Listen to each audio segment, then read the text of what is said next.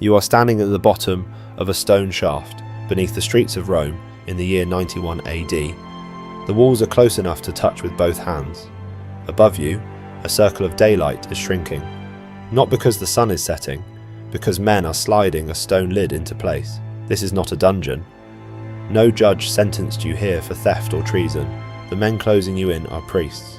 The charge against you is spiritual, and the law being followed, perfectly, methodically, without a single violation, will leave you here until you are gone. Her name was Cornelia. She was the Virgo Vestalis Maxima, the chief Vestal Virgin, the highest-ranking sacred woman in the Roman world. She had tended the eternal flame of Rome for over 30 years. She had never been accused of anything, and the emperor who ordered her sealed underground had, according to people who were there, once tried to make her his. She had refused him. The rope that lowered her into the chamber is already being coiled above. The lamp on the wooden cot beside her, small, clay, burning, is not a mercy. She knows what it is. It is Rome's way of saying, "We are not killing you. The darkness is." The stone lid finds its place. The light becomes a sliver, then nothing. Only the flame. Above her, Hal's footsteps walk away. This is the Campus Celeratus, the field of wickedness, a site so documented, so precisely recorded by the Romans themselves, that we know exactly what was placed inside that chamber. A small bed, an oil lamp, bread, water and milk. The minimum necessary to ensure that no Roman hand could be said to have caused her death. The law had been followed. That was the entire point. Rome, 91 AD. The Emperor Domitian is 11 years into his reign, a reign that ancient chroniclers describe with one consistent word: fear. He is the son of Vespasian, brother of Titus, and by this point in his rule, the Senate has learned to applaud when he enters a room and think nothing when people disappear. The woman now sealed beneath the city's northern edge was not a political dissident. She was not a military rival. That she was the most sacred female figure in the Roman state, a woman whose legal authority allowed her to pardon condemned men with a single touch, whose testimony in court carried weight that most men's did not, whose person was, by every law Rome had ever written, absolutely inviolable. Every law except one. Here is what contemporary sources confirm, and what historians have spent centuries carefully stepping around. Domitian did not simply enforce an ancient religious code, he selected his targets.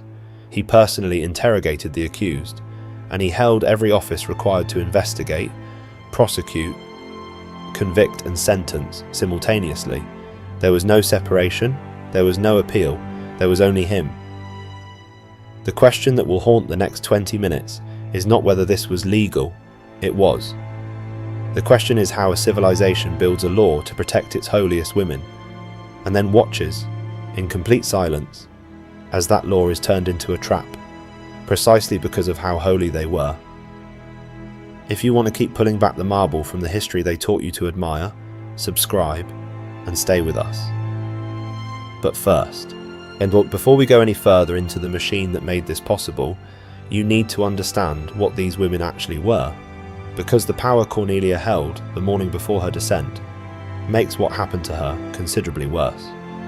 The Vestal Virgins were not simply religious figures, they were a state institution with legal powers that most Roman citizens, male or female, would never come close to holding.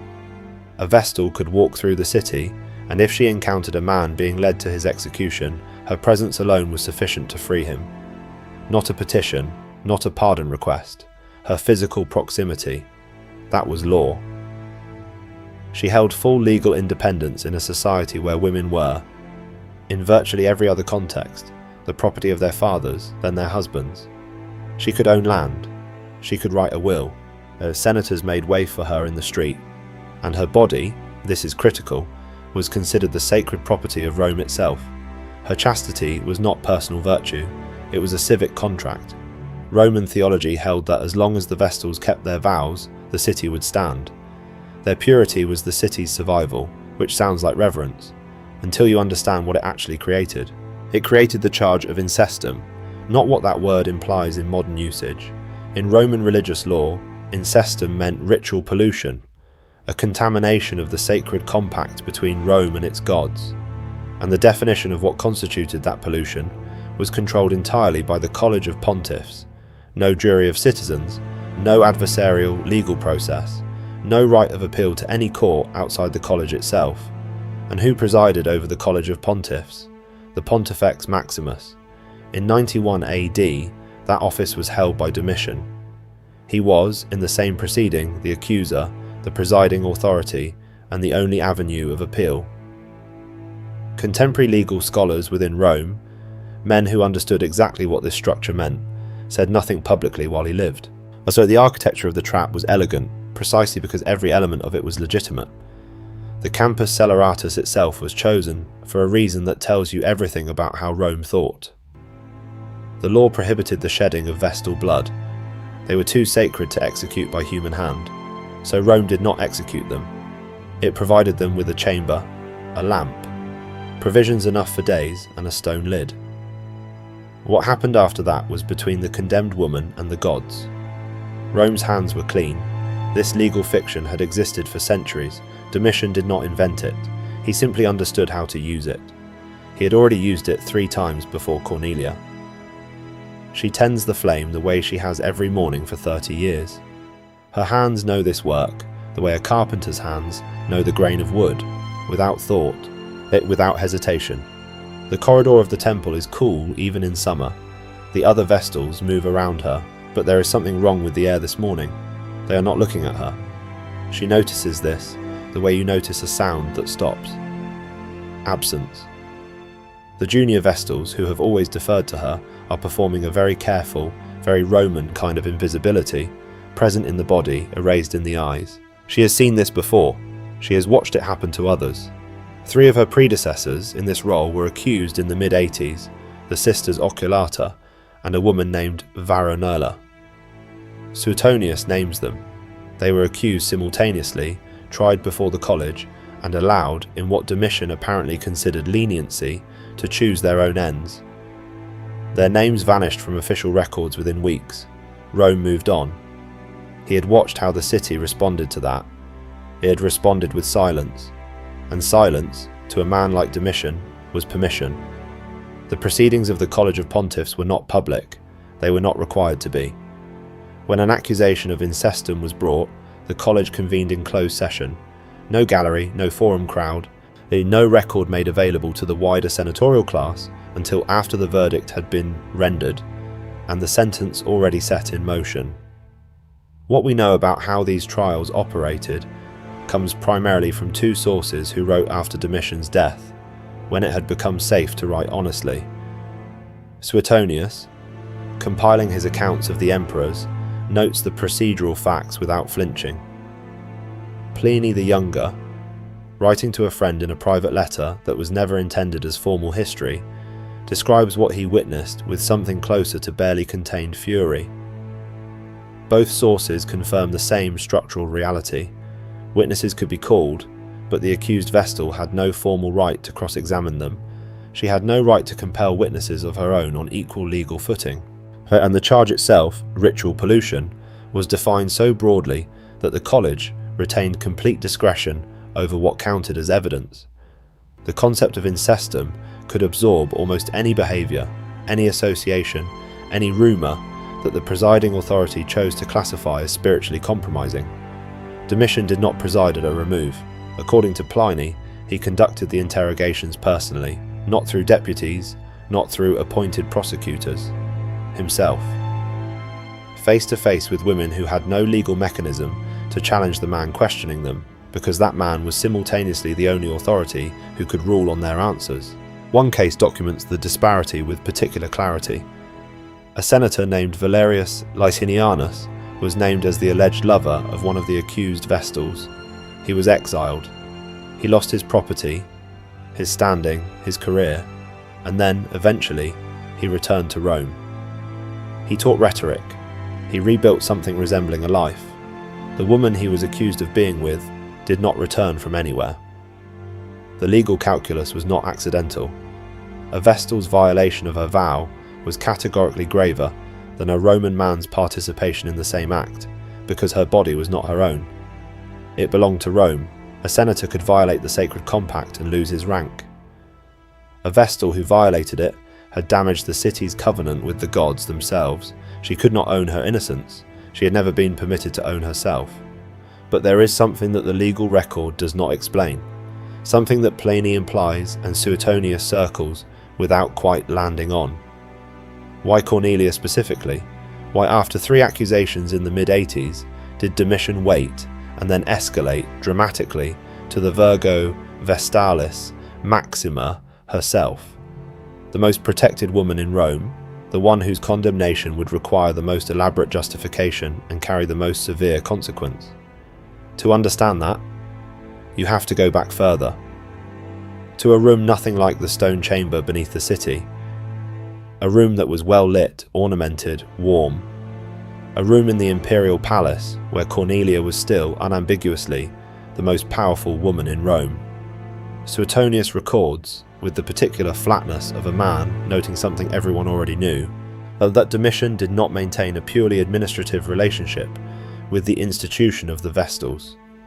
He referred to certain encounters, obliquely in the language men of his class used when they wished to be understood without being quoted, as bed wrestling. The phrase survived because he said it more than once. Cornelia would have been the most visible, the most symbolically powerful. A refusal from her was not a personal matter. In the logic of Domitian's court, it was a declaration. Part 6. She returns to the temple. She tends the flame. The lamp burns the way it always burns. She does not know that the calendar has already turned against her, that somewhere in the palace a name has been written down, and the machine has begun to move. 91 AD. The College of Pontiffs convenes. The charge against Cornelia, Virgo Vestalis Maxima, is incestum. The presiding authority is Domitian. Pliny the Younger, writing within a decade of these events, is careful about what he claims to know directly and what he received from men inside the senatorial class who watched in silence. What he records is this: Cornelia was not a passive defendant. She demanded to be heard, and she was permitted to speak, not because the system required it, but because refusing the chief vestal a voice would have been visibly irregular, and Domitian was too precise an operator to introduce irregularities. Her words, as Pliny renders them, were measured, formal, almost liturgical, the cadence of a woman who had spent her life performing sacred language under pressure and understood that her performance of dignity was now the only record that might outlast her. She did not beg, she argued. Her argument was not personal, it was theological. She pointed to the eternal flame, the flame she had tended, the flame that was still burning. Roman tradition held that the sacred fire would extinguish if a vestal broke her vow. The flame had not gone out. By Rome's own sacred logic, the fire itself was testifying on her behalf. The college deliberated. Domitian condemned her in absentia. She was not present when the verdict was announced. The pontifical college ratified it. So the sentencing moved swiftly, the way these things moved when the outcome had been determined before the proceeding began. What Pliny lingers on is not the verdict. It is the silence of everyone who understood exactly what had happened. There were senators in Rome who despised Domitian. There were priests within the college who doubted the evidence. There were men of law who could read the procedural record and identify precisely where justice had been replaced by performance. None of them spoke, not because they lacked the intelligence to recognize what they were watching, but because the system contained no mechanism for institutional protest when the law had been followed correctly. The most dangerous tyrannies are the ones that never have to break a single law to operate. The verdict was real, the law was real, the sentence was real, and Cornelia was going underground. We return now to where we began, but you understand it differently than you did 20 minutes ago. The ladder descends into the Campus Celeratus. Cornelia moves down it with deliberate, careful steps. The steps of a woman who has decided that how she descends is the last thing she controls. Pliny records that she stumbled once. A guard reached toward her instinctively, and then pulled his hand back. Touching the condemned was prohibited. Even here, at the threshold of the chamber, the law was being followed. She steps onto the stone floor. The chamber is barely long enough to lie down in. There is a wooden cot, there is bread, there is water and milk, and there is the lamp, small, clay, burning with the same steady flame as the one she has tended in the temple for 3 decades. The same flame, a different meaning now. She had kept that fire alive as a sacred duty. Rome had placed this one here as a legal mechanism, the proof that what followed was not execution. She was not being killed, she was being left. The distinction mattered enormously to Roman law. It mattered not at all to Cornelia. Above her, the stone cover is lifted by several men. It slides into place. The circle of daylight, the last daylight she will ever see, closes. The lamp burns on in the dark. Somewhere above her, in the open air of the city, the eternal flame in the temple of Vesta continues to burn as well. It did not go out, not that day, not in the days that followed. By Rome's own sacred logic, she was innocent. Everyone who understood that logic knew it. No one said so while Domitian lived. Domitian was assassinated in 96 AD, 5 years after the stone lid closed over Cornelia. The conspiracy that killed him had nothing to do with the vestals. It was a palace operation, coordinated by members of his own household, people close enough to reach him. He died the way he had governed, inside a system that had learned to perform loyalty while preparing something else entirely. The Senate's response was immediate and theatrical. They voted damnatio memoriae, the official condemnation of his memory. His name was ordered removed from public monuments across the empire. Statues were pulled down. Inscriptions were chiseled blank. The man who had presided over the College of Pontiffs, who had condemned the holiest woman in Rome without a credible witness, was now himself being erased by institutional decree. The same mechanism, pointed in a different direction. Pliny the Younger, who had said nothing publicly while Domitian breathed, wrote his account of Cornelia's burial within the decade following the assassination. He addressed it as a private letter to a friend. Not a formal history, not a legal brief, not a public denunciation, a letter, which is precisely why it survived with the emotional texture it has. Formal histories get edited, letters get kept in drawers. Pliny's anger, carefully contained in precise Latin sentences, leaked through anyway. Valerius Licinianus, the senator exiled as Cornelia's alleged lover, eventually returned to Rome. He taught rhetoric in the provinces. That he rebuilt what he could of a life. He died in relative obscurity, which in the context of Domitian's reign counted as a reasonable outcome. The surviving vestals continued their service. The flame was tended, the temple stood. No public accounting was ever made for what had happened to Cornelia or the 3 women before her. No one was investigated, no one was prosecuted. The law had been followed. There was, legally speaking, nothing to account for. That is not the end of this story. That is the structure of the cover that was placed over it.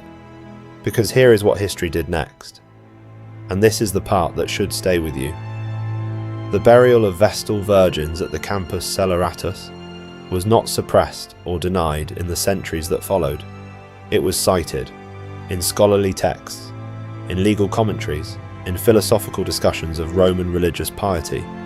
The practice was held up as evidence of how seriously Rome took its sacred obligations, proof of a civilization with the moral seriousness to hold even its most privileged women accountable to divine law. The women were mentioned as cautionary examples. The word victim does not appear. Cornelia's protest, her insistence on her innocence, and her invocation of the living flame as her witness, was recorded and preserved and then quietly filed under the category of things condemned people say. The natural claim of the guilty. Plausible, perhaps, but insufficient. What Domitian perfected was not a new instrument of cruelty. It was an old one, refined, the use of sacred language to conduct political violence in such a way that the violence disappears inside the ritual. The law was real, the tradition was real, the flame was real, all of it was real, and all of it was used. Somewhere beneath the streets of modern Rome, the Campus Celeratus still exists. It has never been excavated. The chamber where Cornelia died has not been opened by modern archaeology. Whatever remains down there, stone, darkness, 2,000 years of sealed silence, has not been seen since the lamp burned out. and Rome above it is one of the most visited cities on earth, a monument to law, to civilization, to the idea that a society can be built on sacred principles that protect the people inside it. The chamber is still there, below the tourists, below the traffic, below everything. If this history stayed with you, if you want to keep finding what the marble was placed over, subscribe and we will keep looking together.